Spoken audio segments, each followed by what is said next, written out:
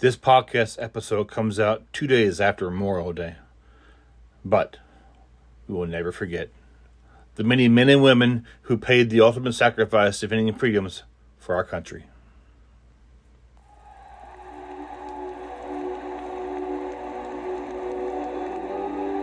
Courage is not living without fear.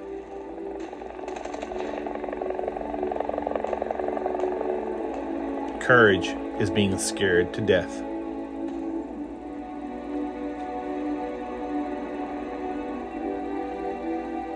And doing the right thing anyway.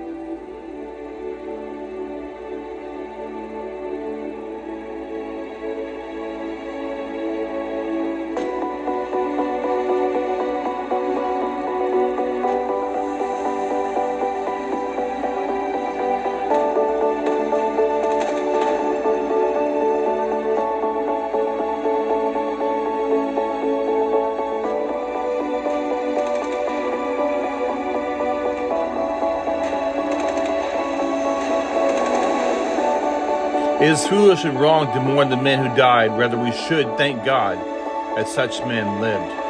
George S. Patton.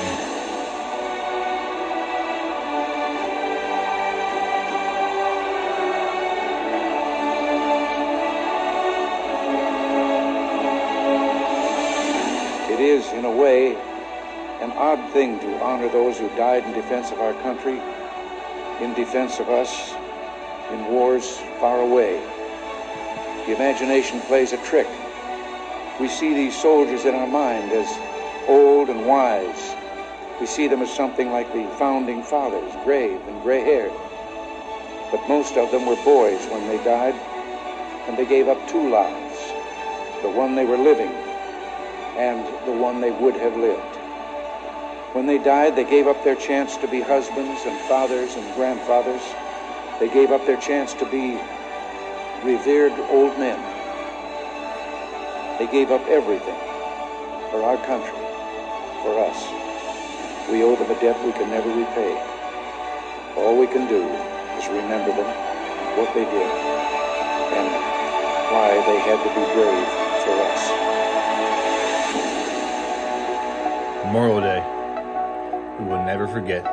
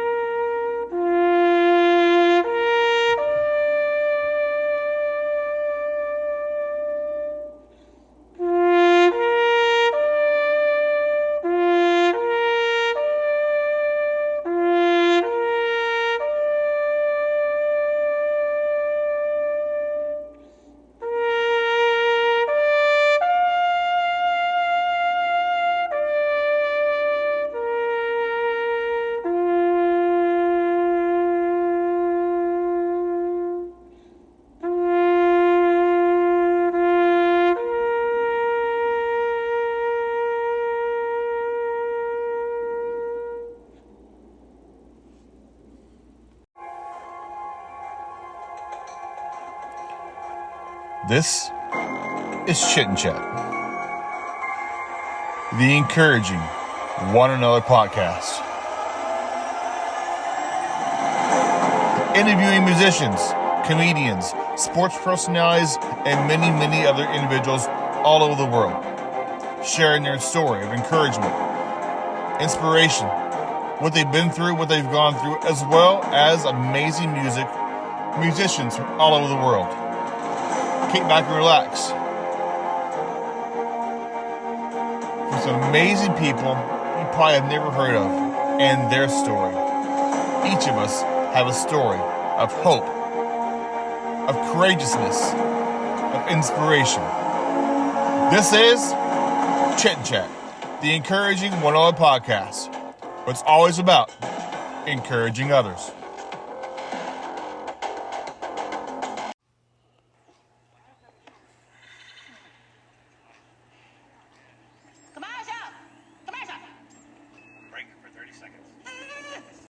When I say barbecue, does your mouth just start to water? Barbecue. Well, I got the place for you to go check out, right? Double D's, Barbecue and Smokery. They got the best tasting ribs, dry rub ribs, and the meat just literally fell off the bone the last plate I had. Delicious. Also, they have pulled brisket, pulled pork, sides like bacon, macaroni, and cheese, coleslaw, beans, and cream corn with green chilies. Little kick. Delicious. And the dessert, banana pudding. That's right, banana pudding. Where can you find that at, right? See, Brett and Don, the owners of Double D's, are both strong military veterans.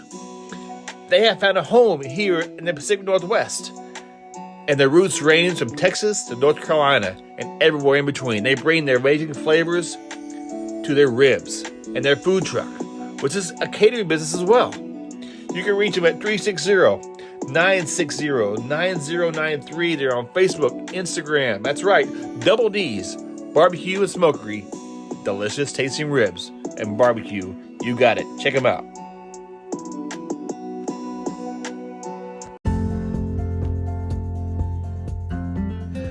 Hello, everyone, and welcome back to Chit Chat, the encouraging one podcast. I'm your host, Jody Sheffield. I'm so glad you're back for another fun, exciting episode. This is episode number 88. It's kind of crazy how we're moving right along with every episode, new episode every week. This podcast is all about having fun, encouraging conversation with some truly incredible people from all over the world, and sharing some of their music with their musicians, and I will share more details at the end of the podcast, how you can follow this podcast and the website you can check out with every episode on it. In this episode, I'll be sharing some great music by some good friends of mine. Corey M. Coons, a Canadian singer. He sings, his song I'll be sharing is Another Lonely Heart.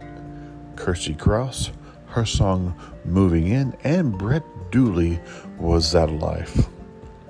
Today, I'm reaching out to a very gifted artist and fisherman from the Pacific Northwest. You see, he was a commercial fisherman, and while being out on his many fishing expeditions, he began to miss his family. So he began to draw for his son, who was 3 at the time. And not your normal run-of-the-mill pictures of boats, but cutaways of boats and the many working intricacies of boats, some he was on.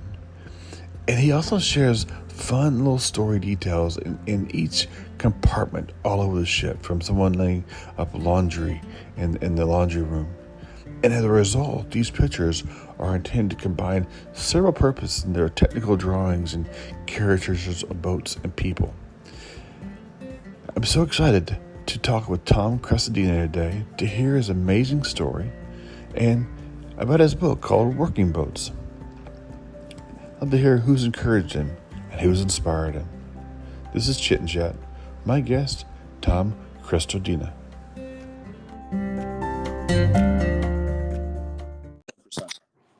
Hey. Hi, okay, it's working now.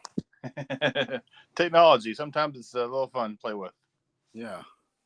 Welcome to Chit and Chat, Tom. This is a great time to talk with you and hear more about you. I'm excited to kind of get your conversation about your book and stuff. But, before we dive into fun conversations, I always like to throw some icebreaker questions at my guest.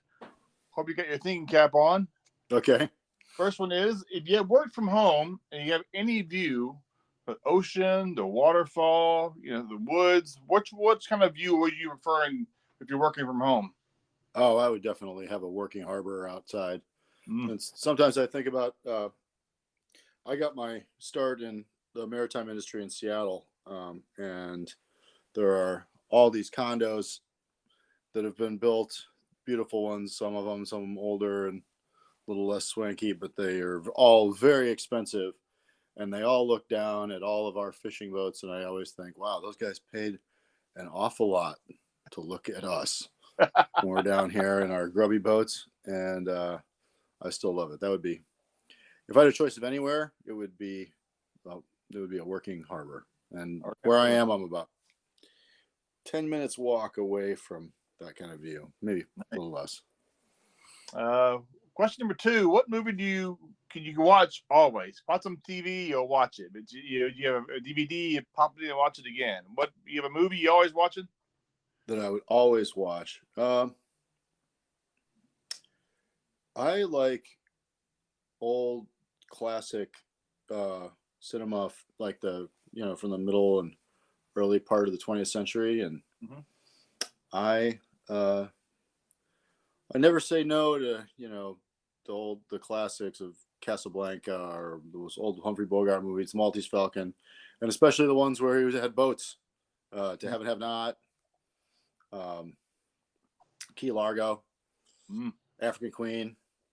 Those are good ones. Nice. Little steam engine, African Queen, fiddling around in the engine room, facing a hurricane in Key Largo. I love those. That's awesome. Question number 3: if you could surprise your family on a 2-week vacation anywhere in the world, where are some few places that you'd like to go to?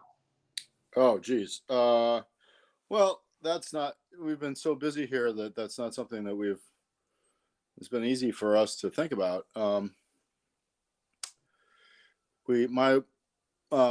My wife is from Europe, and my kids have spent their whole lives pretty much in the Pacific Northwest. I think we'd go to Japan. If I was gonna, I would love to go there and check out there's an amazing fish market in Tokyo, and I think it would just be fantastic. And I'd love to take them there. It'd be fantastic. Sounds good. Number 4, we're doing karaoke, and you're next up. What song is Tom singing? Oh, wow. So is it okay if my answers are corny? Of course. The question. I cannot really sing. I used to think I could, but I feel like my voice has gotten worse and worse over the years. It just cracks whenever I try. I think I'd have to pick Train in Vain by The Clash. How's that? Okay. All right. Sounds good. And last one: if you could have your own autobiography, what would the name of your book be? Oh, man. Jody, you're putting me on the spot with all these. What would the name of my autobiography be? I'd have to think about that. This feels like important. I feel like this is an important question, just because I'm working with a publisher on all these things, and maybe someday they would actually print my. No, I don't think so. But I think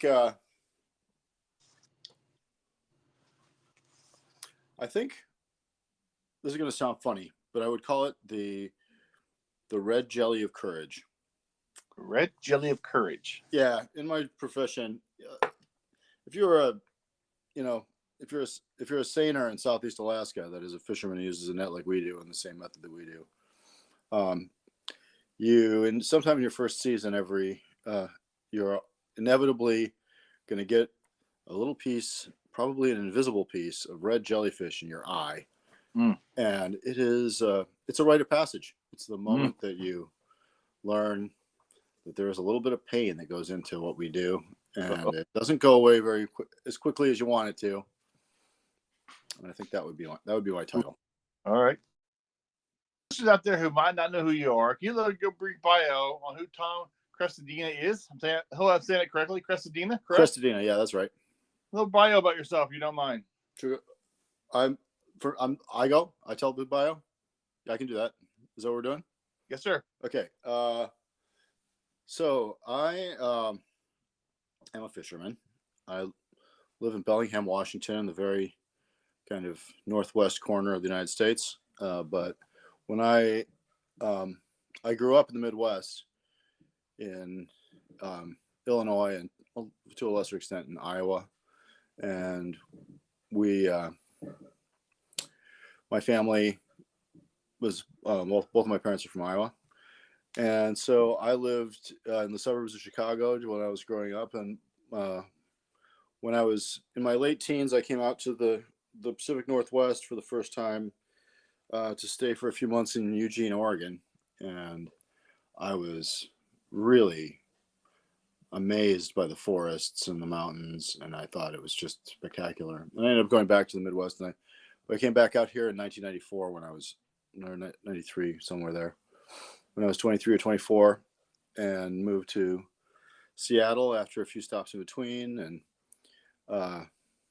after during my time in Seattle, I learned about and heard about the fishing industry a lot, because it's actually the biggest industry in I believe in Washington State. I think the fishing industry produces more total revenue than Microsoft and Amazon combined. Oh, wow. But it was kind of a mysterious world. It all happens far away from there. Anyway, I heard a lot about it, and I didn't get into it right away, but I eventually decided I was going to take an interest in the sea and maritime traditions, and got a job in the boat yard painting boat bottoms, which is not very romantic. And I went from there to working in the boatyard store and studying at the Seattle Maritime Academy for the maritime engineering certificate and a degree there. And about the time I was going to graduate, in fact, I left the day I was going to graduate to go fishing on a boat where these guys had this magnificent, beautiful old wooden boat that was just meticulously cared for, named the Alsec. So they kind of shanghaied me, and I left with them to go to Alaska instead of going to get my engineering certificate. And I proceeded to fish for the next 22 years. So in the middle of that time, my son was born. And actually, I took a couple of years off because of that, my first son, Franio. And I had been spending my vacation time in Europe and traveling. It was an amazing period of adventure, and it was just great. But when my son was born, I had responsibilities, and I decided not to go back to Alaska for 2 summers. But one year, the prices were so good. When I heard about it, my wife and I decided that I should go for the sake of our family. Mm-hmm. And when I did, it was just so painful to be away from my 2-year-old. You know, I'd be working on the deck, and I would reach into my pocket to get something, and I'd pull out like this tiny sock, and it would just all come flooding back. You know, all the feelings of missing him. It was like physical pain. You know, and guilt. Right. So I started drawing a cutaway drawing of the boat that I was on to send back to them, and that started a series of drawings that other fishermen and people in the maritime industry really responded to, and became like my thing. It became that and fishing. It became the smaller half of my 2 halves, and the drawings became the big part. So here we are. My son is 15 now. I have a younger one, who's 8, and I am signing the papers to buy the Alsec, the boat that I ran away on so many years ago, in the next 10 days. So I have been running it for a couple of years, but now I will be its owner. And wow. And along the way, I was approached by Sasquatch Books, which has a children's imprint called Little Bigfoot. They asked me to make a children's book out of the cutaway drawings that I was making. And I said yes to that, and we made it, and it was a pretty really good regional success. It was did very well in the Northwest and really well among the fishing community, and and now we're making another book and going fishing. Awesome. Do you recall some of your earliest memories growing up what you wanted to be when you're a teenager? Did you want to be a fisherman, or other expectations in your career you wanted to do? When I was little, I mean, I've been drawing. Yeah, I kind of left that part out of my life story, but I've been drawing since I could pick up a pencil, and Okay. I love to draw. And there's been periods of my life where I didn't do it very much, but when I was little,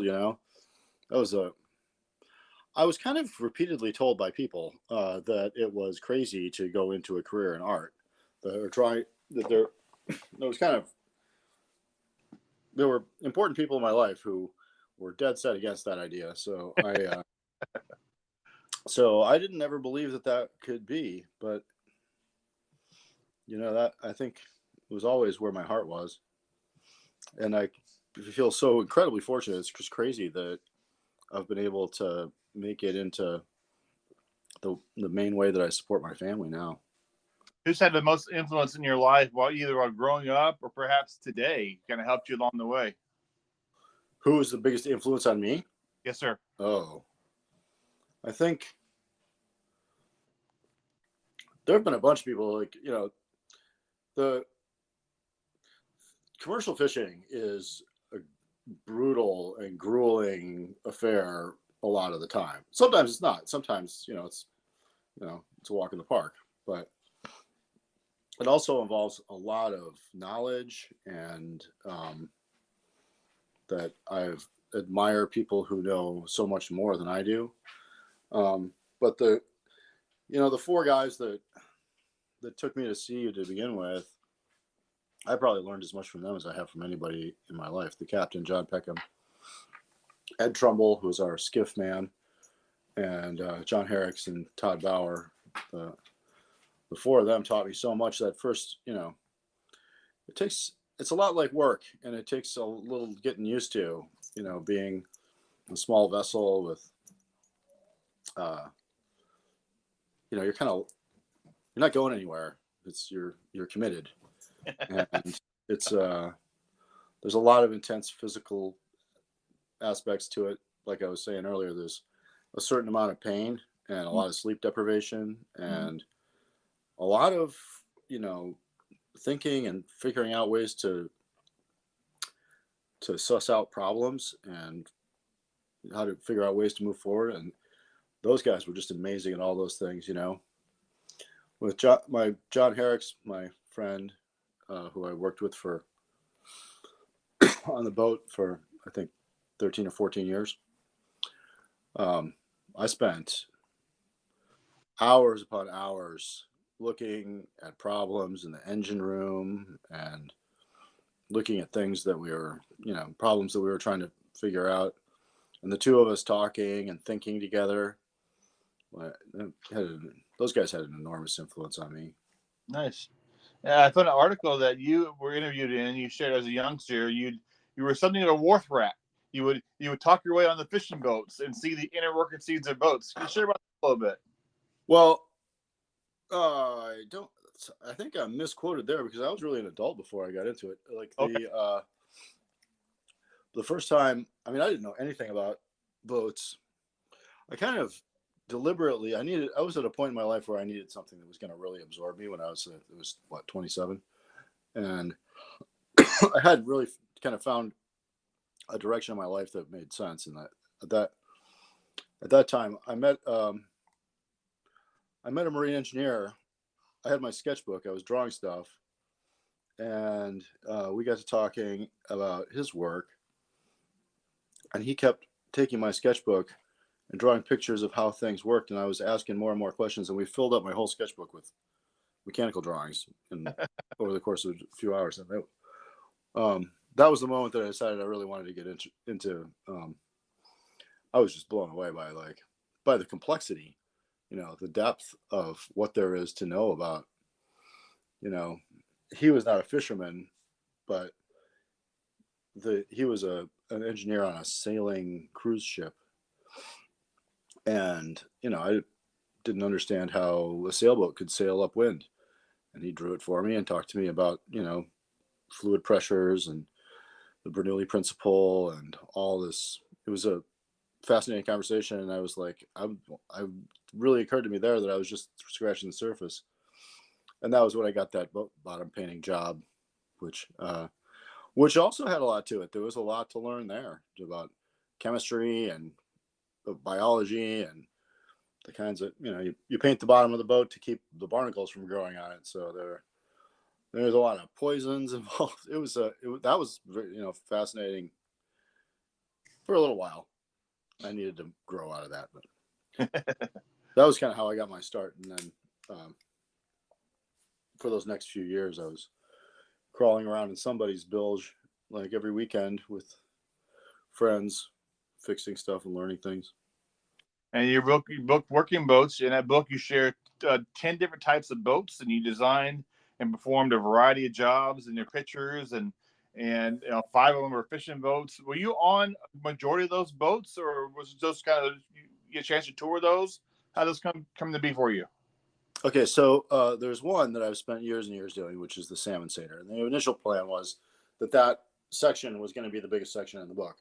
But because of just the way things got, the page count and the layouts and the way we had to put everything together, that's actually, I think, the shortest chapter.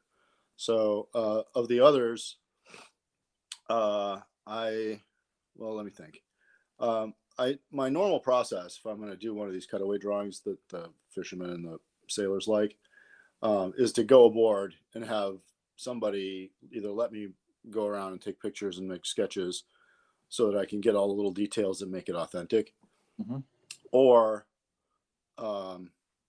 I've taken virtual kind of tours a few times, but it's not the way I like to do it. Or they'll have me, I'd rather have somebody, walk me around and tell me the stories, because that's the part that makes it fun, is the stories. Right. So there's a crab, I could go, if I went through it page by page, I could show you, but I've never been aboard 2 of the vessels, and I'm not going to say which ones, but like there's a crab boat on there that's based on the Cornelia Marie, which is a Bering Sea crabber that is well known from having been for many years on the Discovery Channel show Deadliest Catch. And so I know those guys. I had a friend working on the boat who introduced me. And so I spent a couple of days on the Cornelia Marie going through, looking at all their bins of spare parts and their motors for their pumps, and deciding what details I could include. For the most part, I've been through every part, because this is the part of my, all right, so this whole project of making these cutaways and doing these profiles of all these boats is fun for me, because it's kind of like the books I liked when I was a kid.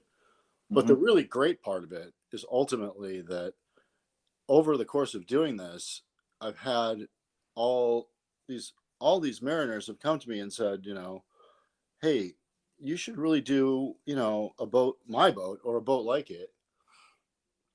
And when that happens, they end up telling me their stories. And so I'm in this amazing personal situation where all these people, all these seafarers are coming to me wanting to share their stories all the time.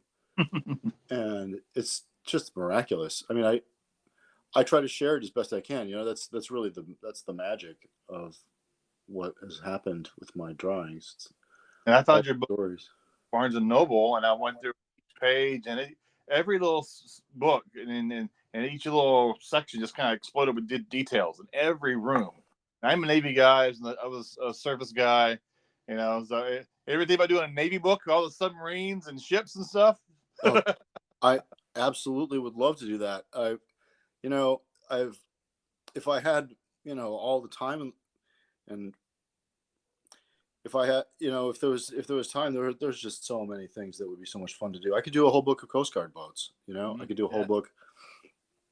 I could do an entire book on the kinds of fishing boats they use in Thailand. I'd love to do a book about the Navy. Where would you stop? There's so many, there's so many vessels. the Navy even has a little log bronc like the one in the introduction of my book, Working Boats, which is just a tiny tugboat with it should actually have a Z drive that is it's called the smallest ship in the Navy. It would be amazing. It would just be incredible. There's a lot. I went aboard. When I was fishing one year, I ran into the captain of an Australian submarine during the time in Australia, which I don't know if it's still still the case, but they had a nationwide constitutional ban on nuclear power. So the submarine was a diesel electric. It was a diesel electric submarine built in the 21st century. Just a really unusual project and an amazing boat. I ran into the captain of it, and they took me on a tour. Just every single vessel, every class of vessels, there's a story in there. There's these things about them that are unique to them that the people aboard know.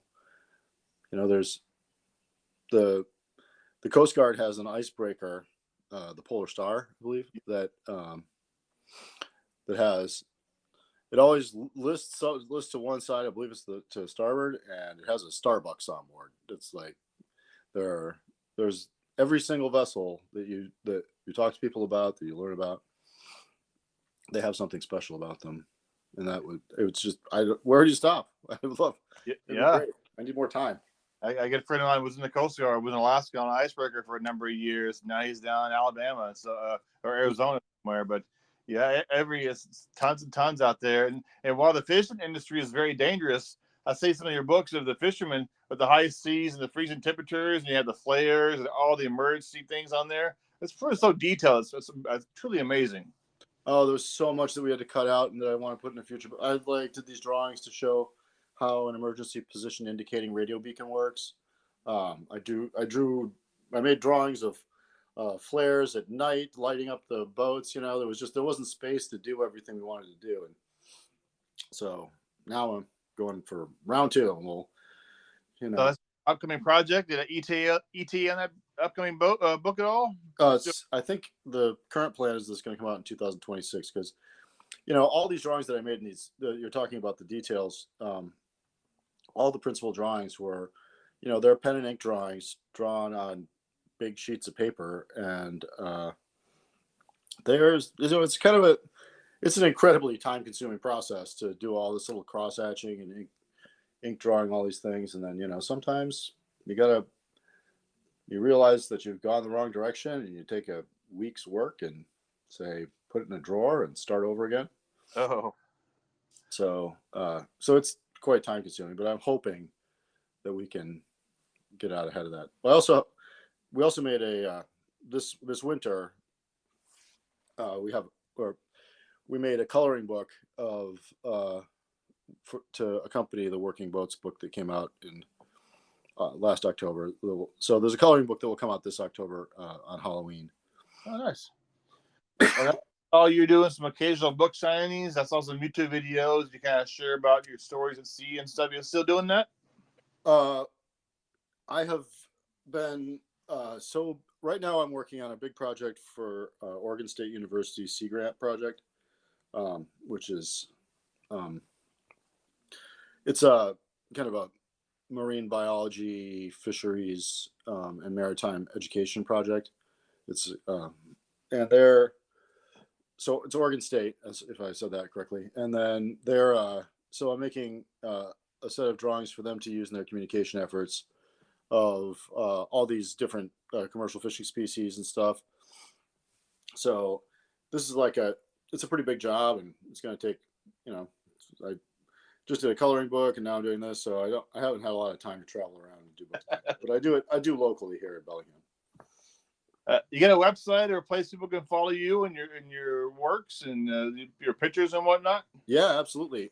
So my web store is called The Scow, SCOW, and it's at the URL www.bigcartel.thescow.com.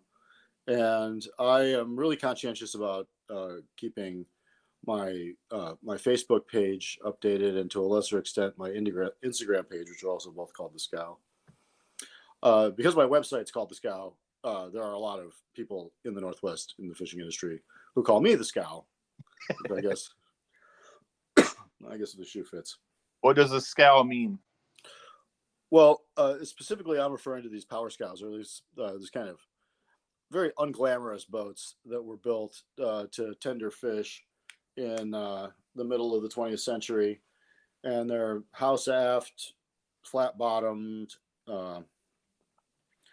diesel kind of work boats that have been the workhorse of Alaska fisheries for many years, and they're far out of date now. They're kind of clunky, and I kind of like that about them.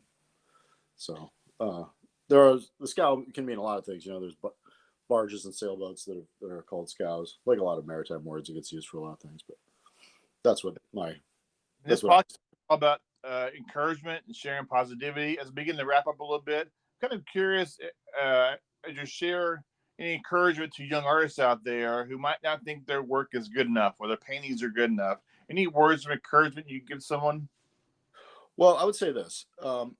That's actually really an important thing, because so when I look at my pictures, it's normal as an artist to look at your things and only see the flaws, and the choices that you would have made differently if you had it to do over.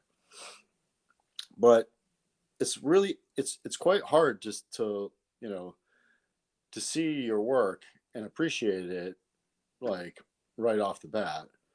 And when you go back and look at things that you've done, once you got a little distance, then you see them much more clearly. If you ask kids like who, if they can draw, like they'll almost all say yes, but we tend to be more judgmental of what we do as time goes on. Mm-hmm. And I would say,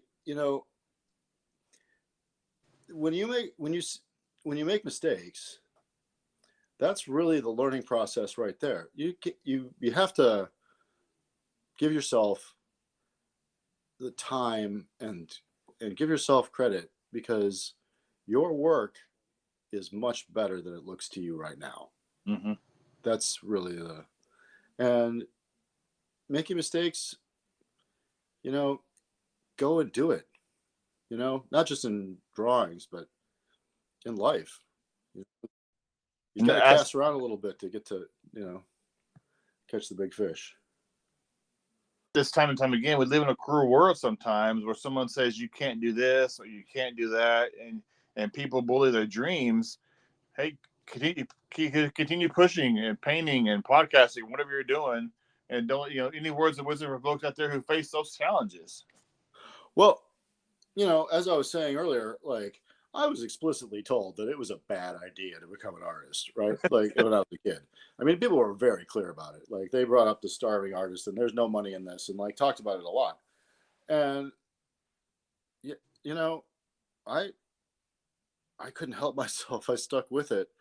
And here I am, I don't want to brag, but by sticking around and making the mistakes and continuing to plug away and forgive myself, I made a best-selling book, and I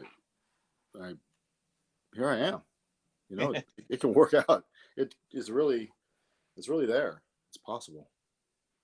Well, Tom, thank you for your time this time today. I really appreciate it. I know you're on a tight schedule today, and I look forward to seeing your book in a couple of years and hoping to stay in touch and just sharing, continue what you do, and just thank you for your time. Really appreciate it today. Yeah, sketch something, make a drawing. It's rewarding. Take care. Sir. Okay. Bye. This is Corey M. Coons, Another Lonely Heart.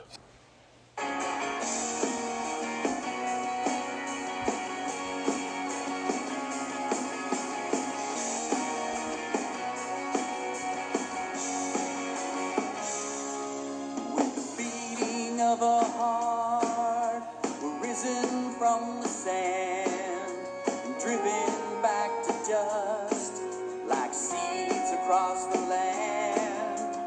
And knowledge once supposed from this earthly solid ground, withered down in time from every last account. No one's breaking it to me this time. It's the fight that I still fight in the story of this life. Another lonely heart. No more I can take, believing from the start. Round and round again.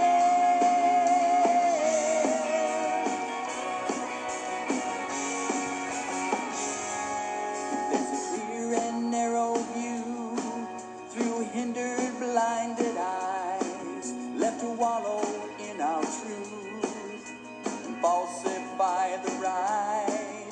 We're descending from the light to release our dead in kind. No contention or dismay, leaving all our ties behind.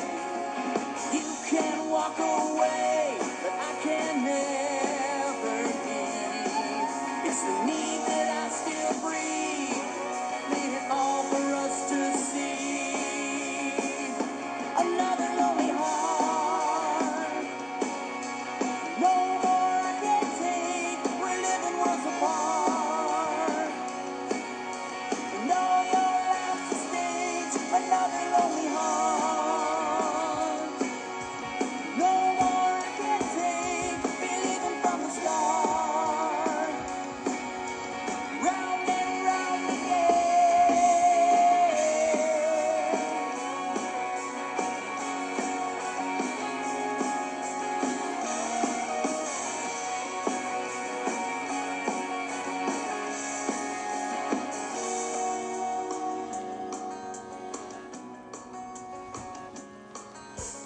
I don't wanna fall from the edge of the earth where I might get lost before my time. I don't wanna live in a world of anger. Too much hate only feeds on fear. I don't wanna hear about all the problems. Please, Lord, lead us in our destiny. 'Cause I just wanna get away from it all. So we'll close the door and hide away. Another lonely heart. No more I can take, believing from the start. Round and round again, another lonely heart. The dam's about to break, we're living worlds apart. Round and round and round and round again. Another lonely heart. We're living worlds apart. Another lonely heart.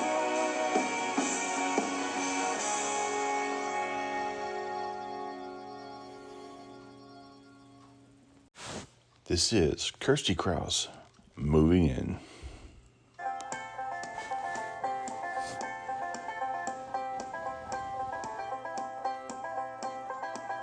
I never thought I would ever hang my keys in a place that didn't belong to me. In the past, I would run. At the moment, I felt lost. Put your hand on my heart. Tell me that you do your part, because honey, you got me. I'm gonna break my stuff, and you gonna help me move it. We're gonna stay in love, and this is how we'll do it. Hang up the clothes and put down the seat. Give me the mirror when we're brushing our teeth. You be the man and I'll be the woman, yeah. We're moving in. We're moving in. I think the closet is a little bit small for two. I think the basement is a good place for your shoes. You know I'm getting the left side of the bed. You do these little things that make it the happiest feeling ever lived.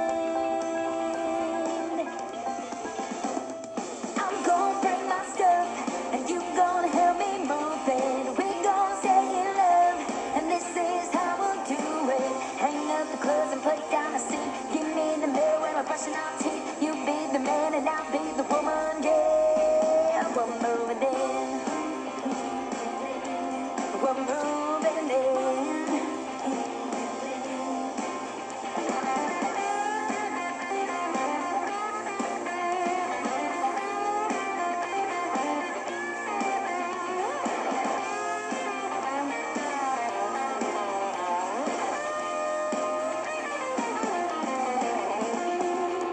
I never thought I would ever make new keys, but your love is the kind that fills my dreams. I'm gonna bring my stuff, and you gonna help me move it. We're gonna stay in love, and this is how we'll do it. Hang up the clothes and put down the seat. Give me the mirror when we're brushing our teeth. You be the man and I'll be the woman, yeah. We're moving in. We're moving in.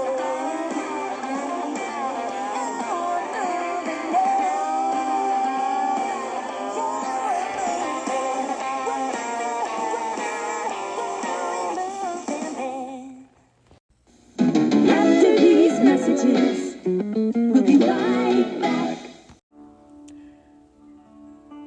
I got one word for you. Donuts. Delicious, tasting, mouth-watering donuts. Can be found at Lone Star Donuts, a locally owned and operated business here in Kitsap County. They have 2 locations. Both of them have over 50 flavors, including apple fritters, bear claws, maple bars with real bacon, field donuts with apple, lemon, lime, and other amazing flavors. They also have a donut called the Banana Butterfinger Donut, the Banana Split Donut. I love coffee. Of course, they have the coffee donut and donut bites. Go down and see my friends at Lone Star Donuts in Silverdale, or you can call and place your order today at 360-204-5021, or head down to 10786 Maury Place in Silverdale. Also, over in the Port Orchard area, they have another location at 2649 Mile Hill Drive. You can call there at 360-443-2600 to get your amazing donuts. We know you can't buy happiness, but you know what? Buying donuts is kind of the same thing. Go down and see my friends at Lone Star Donuts in Silverdale or in Port Orchard. That's Lone Star Donuts. Are you craving some authentic, fresh Mexican food? I am. I want to tell you about 2 businesses here in Silverdale, Washington. They're both locally owned and operated. They got some of the best tasting Mexican food around. The first one is Tequila Street. They're a local food truck located at 9571 Silverdale Way in Silverdale, Washington. They got some best tasting breakfast burritos you'll ever find, including the Breakfast Tex Burrito, the Breakfast California Burrito, the Breakfast Ultimate Burrito, and my favorite, the Barbecue Pork Burrito. Delicious. They also add items like tacos, burritos, and other great tasting items. Call and place your order today. Go out and pick it up at 360-914-9152. That's at Tequila Street. Also, at the Kitsap Mall, Tequila. They have 5 kinds of tacos there. That's right, 5, including burritos, taquitos, taco salads, and my favorite, grilled jalapenos. Yummy. And many, many more delicious items. Also, on Taco Tuesdays, tacos are 50% off. That's right, 50% off. Where can you find that deal, right? Call and place your order today at 360-698-4335 or head over to the website at tequizatacoshop.com and get some more great tasting, authentic Mexican food at Tequiza, located at the Kitsap Mall. Their number again is 360-698-4335. This is singer-songwriter Brett Dooley. Was This a Life?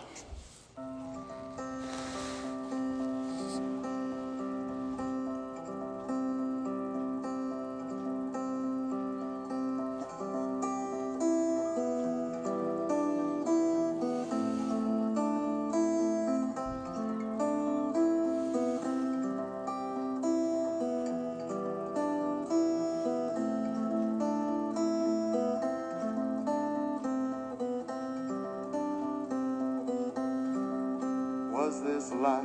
Would you call this a dream worth fighting for? Did the moments that made up the years paint a canvas worthy of the wall? A picture larger than the frame, every color standing proud for all time. Was this life?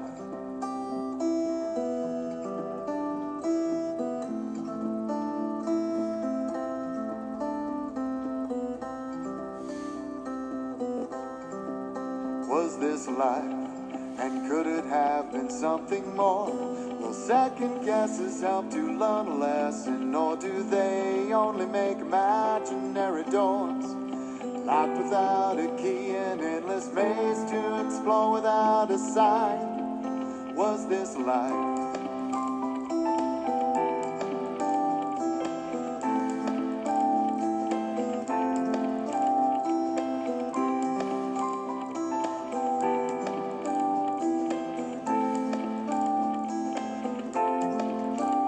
Don't be fooled by the words you've heard today that reveal old wounds, question the life choices made.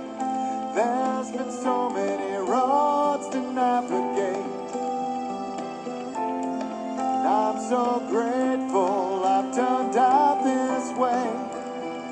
The love that I found, the family June I made, and I'm so grateful that we found our place.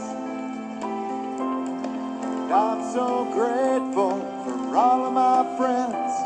And through the long years, you gave me hope, gave me laughter and faith. And I'm so grateful for the part that you played, even though life has moved us away.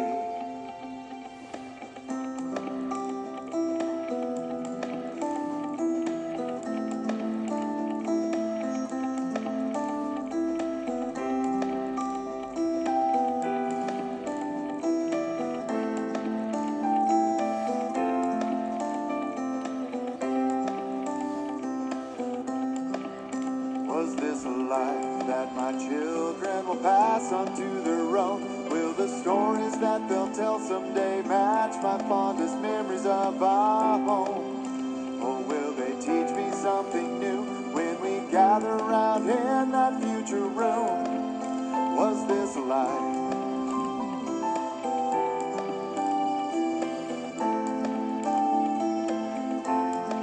So many questions that haunt the mind. Do things go my way? Did I do it right? There's a magic that comes from putting it all aside. And I'm so grateful I've turned out this way. The love that I found, the family June I made, and I'm so grateful that we fell in love that day. And I'm so grateful for my son and my daughter. I can't wait to see the woman and the man that you'll become someday. And I'm so proud that both of you turned out so kind and brave. And all of these things give me a reason that I can say this is a wonderful life.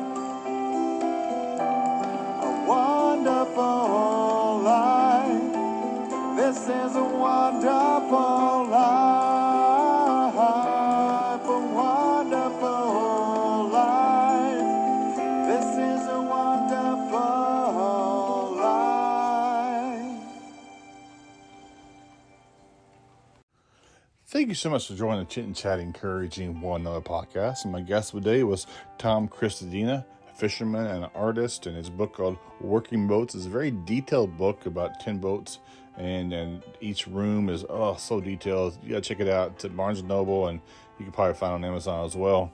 And my guests who are on Amazing Music, as always, thank you for their contribution to this podcast, and my sponsors, Lone Star Donuts, Tequila Street, and Double D's Barbecue and Smokery. If you haven't already, please subscribe and follow to the podcast on Spotify, Anchor, iHeartRadio, as well as my website, chitandchatpodcast.com. That's CHITNCHAT podcast.com. Thank you again for making Chit and Chat continue to share encouragement all around the world. Last checked, I was in 17 countries. I'm just honored that you're listening and people are listening and getting encouragement, just meeting people from all walks of life. Until next time, this is Chit Chat, the encouraging one another podcast. What's always about encouraging others.